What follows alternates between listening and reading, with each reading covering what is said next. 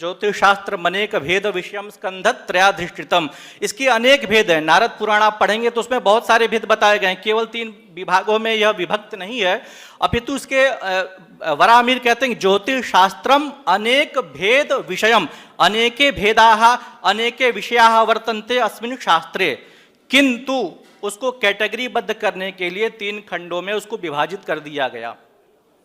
तो इसमें जो हमारा संहिता स्कंद आता है, संहिता स्कंद जो है पूरे भूमंडल पर ग्रहों का, नक्षत्रों का, आकाशीय पिंडों का जितना शुभाशुभ प्रभाव पड़ता है और समग्र रूप से जिसका अध्ययन किया जाता है वो हमारा होता है संहिता स्कंद, जो होरा शास्त्र और गणित शास्त्र से पृथक होता है। और आचार्य वराहमिहिर कहते हैं कि जो व्यक्ति संहिता शास्त्र को जानता है वो होरा शास्त्र से भी बृहत्तर है और गणित शास्त्र से भी बृहत्तर है। वो सामुद्रिक जब लक्षण लिखते हैं तो उसमें ऐसा वो निर्देश करते हैं कि वो होरा शास्त्र से भी बृहत्तर है और गणित शास्त्र से भी बृहत्तर है।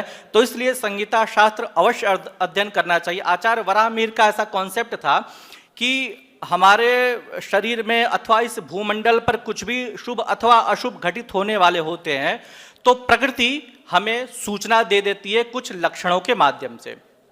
जैसे कि गुरु जी ने भी कुछ लक्षण बताए ही हैं कि जैसे यदि वृष्टि होने वाली होती है तो गाय ऊपर की ओर मुख करके, आकाश की ओर मुख करके देखने लगती है, तो इसका मतलब समझ लेना चाहिए कि वृष्टि होने वाली है।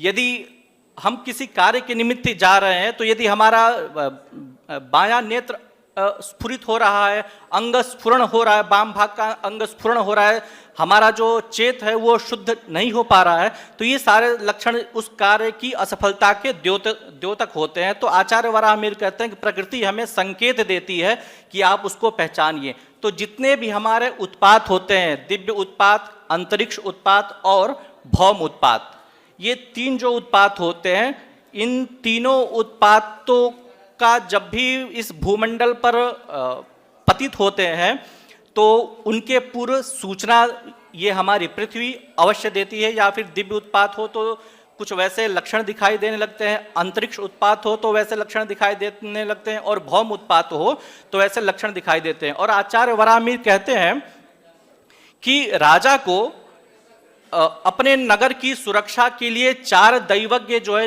हमेशा नियुक्त करते रहने चाहिए।